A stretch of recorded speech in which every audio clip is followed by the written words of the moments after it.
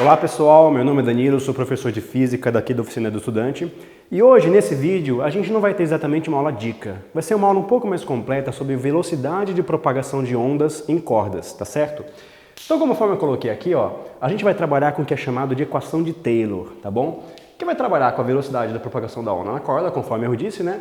Uma corda, uma mola, corrente, qualquer coisa que seja comprida e maleável, tá certo? Então supondo aqui que eu tenho uma corda na qual eu dei um pulso nela. Eu peguei uma ponta da corda e balancei e fiz com que uma propagação percorresse essa corda, tá certo? Em algum momento ela vai estar aqui, após algum momento ela vai se propagar para frente e vai terminar em outra posição, tá certo? Quais são as alternativas para eu poder calcular qual que é a velocidade da corda? Eu posso usar, por exemplo, a definição de velocidade média. Calculo a distância que ela percorreu, que é o meu ΔS, uso o tempo que ela necessitou para poder fazer esse percurso e calculo sua velocidade. Se eu tiver uma onda periódica, uma que está balançando constantemente com a mesma frequência, eu posso utilizar a famosa equação da onda, o V igual a lambda F. Velocidade da onda é comprimento de onda vezes frequência de oscilação da corda. Agora, tem uma terceira maneira de como é que você pode calcular essa velocidade, que vai analisar um pouquinho de dinâmica dessa vez, que é a chamada equação de Taylor, tá certo? Agora, antes da gente começar com a equação de Taylor, eu preciso saber muito bem o que é densidade linear de uma corda, tá certo? Então, por exemplo, o que a densidade linear representa? Quanta massa em uma corda existe dentro de uma certa unidade de comprimento. Então, por exemplo, se eu pegar uma cordinha e eu medir a sua massa, colocar numa balança, eu vou ter a sua massa M, tá certo? Depois eu posso pegar essa mesma corda que está numa massa e eu meço qual o seu comprimento L. Como é que eu calculo a densidade linear dessa corda? Eu uso essa definição aqui, densidade linear, que essa letra grega chamada μ é igual a sua massa dividido pelo seu comprimento. Agora, é importante você lembrar das unidades que você vai usar nessa equação aqui. Massa dentro do sistema internacional é medida em quilogramas e comprimento no sistema internacional, metros. Portanto, qual que é a unidade da densidade linear? Quilogramas por metro. Quantos quilogramas existem em cada metro dessa corda? Então, por exemplo, vamos supor que você tem uma cordinha que tem uma massa de 12 quilogramas e o seu comprimento seja vamos supor que seja 6 metros de corda. E eu quero calcular qual a sua densidade linear. É só aplicar essa definição aqui. Densidade linear é massa, 12, dividido pelo seu comprimento, 6 metros. Isso aqui vai totalizar 2 kg de corda a cada metro, tá certo? Bom, pessoal, por que eu trabalhei com vocês a questão da densidade linear de uma corda? Vai ser explicado agora, tudo bem? Suponha que você tem uma cordinha, tá certo? E nessa corda você tem uma onda se propagando para a direita com uma velocidade v. Existe um teorema chamado teorema do círculo osculador. O que ele quer dizer? Qualquer função que você tenha que seja contínua e não forme nenhum bico, como é o caso dessa função aqui que descreve a corda, eu posso aproximar uma circunferência em algum pedaço dessa função. Então, por exemplo, nesse caso aqui, eu posso aproximar uma circunferência que se encaixe exatamente nesse pedacinho aqui, tudo bem? E vamos fazer o seguinte, vou marcar aqui o centro da minha circunferência e vou traçar uma reta vertical aqui. E agora eu vou selecionar outras duas retas inclinadas aqui, só que essas duas retas vão ser todas separadas da vertical pelo mesmo ângulo. Esse ângulo aqui eu vou chamar de θ. Θ e θ, ok? Aqui no alto eu vou prestar atenção nesse segmento de corda que está contido dentro desse intervalo que eu determinei com os ângulos θ, belezinha? Eles possuem uma certa massa. Então vamos fazer o seguinte, a massa desse pedacinho que está aqui, eu vou chamar de, ou melhor, a massa do pedaço inteiro eu vou chamar de M. Ok, vamos fazer o seguinte, quando você tem uma corda, ela possui uma certa tensão, tudo bem? Então esse pedacinho de corda que está aqui, está sendo puxado por uma tensão nessas duas direções aqui. Que a tensão que a corda está aplicada é a tensão que você está puxando aquela cordinha. Aqui, tem uma tensão nessa direção e tem uma tensão nessa direção aqui. Posso chamar de tração também, tá certo? Vamos fazer o seguinte, eu vou redesenhar essa situação aqui neste ponto para simplificar um pouquinho. Vou colocar um pontinho aqui que representa aquele pedacinho de corda de massa M. E nesse pedacinho de corda eu tenho uma tensão que está aplicando uma força nessa direção e uma nesta direção aqui, tá certo? Eu vou decompor esses dois vetores de força, tudo bem? Eu tenho aqui, essa parte você pode acelerar, né? Esse vetor t que está aqui vai ser decomposto no tx e vai ser decomposto nesse que eu chamo de ty, ok? Mesma coisa do outro lado, aqui eu tenho meu tx e eu tenho meu ty.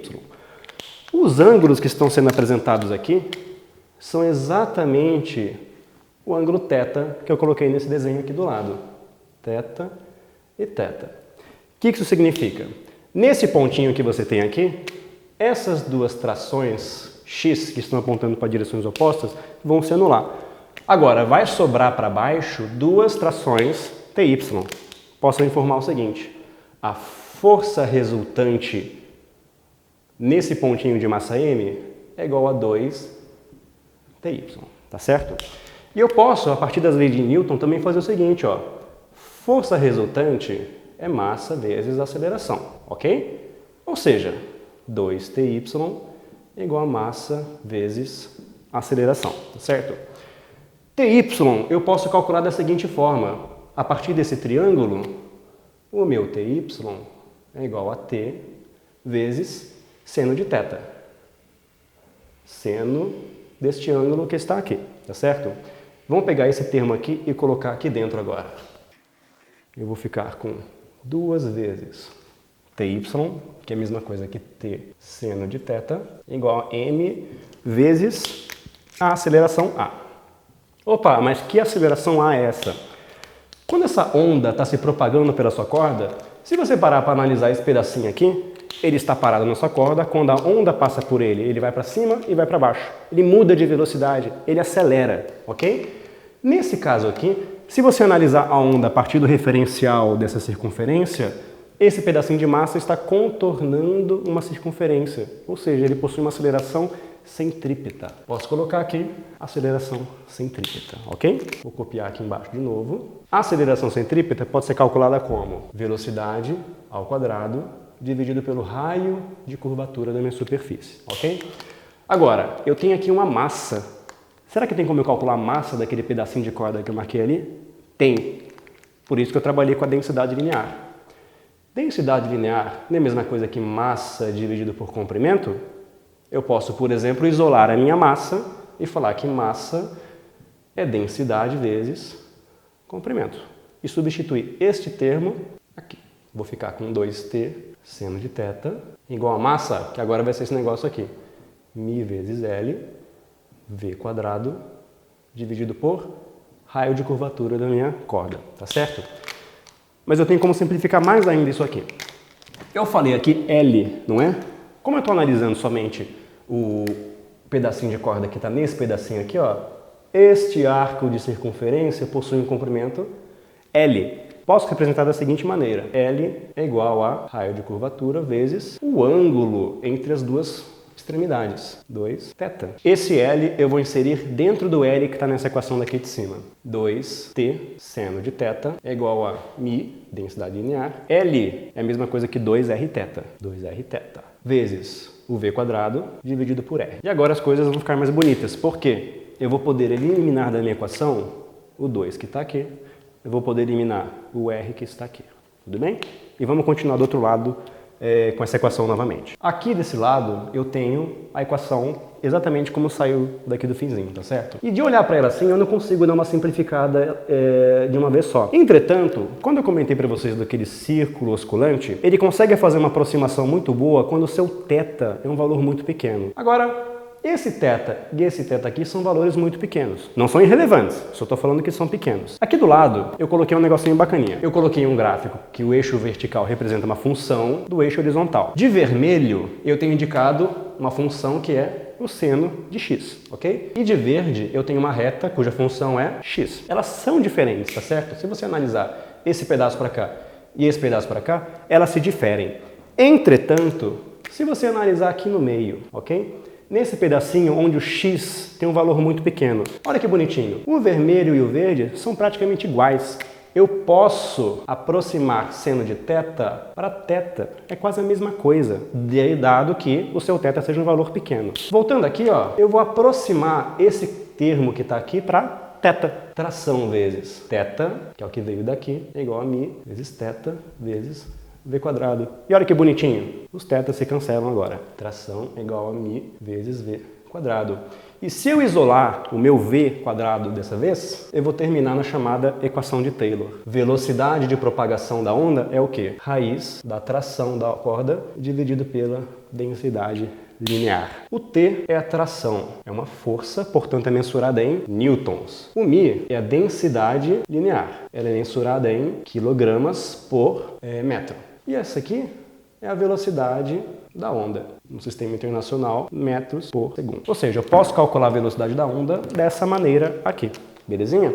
Quanto maior for a tração na sua corda, maior a velocidade. Quanto mais densa for a sua corda, menor será a sua velocidade. Para poder mostrar uma aplicação dessa equação na realidade, eu vou fazer o seguinte. Eu tenho aqui duas molas, tá certo? O comprimento delas é praticamente semelhante e a densidade linear dessas duas molas também é bastante semelhante.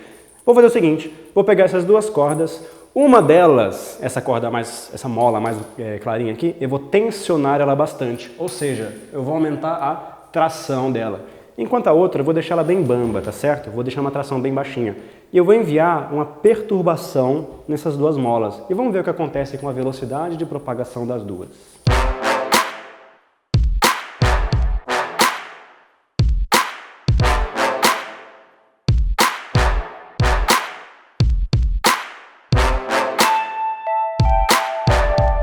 Bom, pessoal, vimos aqui como é que funciona a nossa equação de Taylor, vimos também como é que nós demonstramos essa equação, tá certo?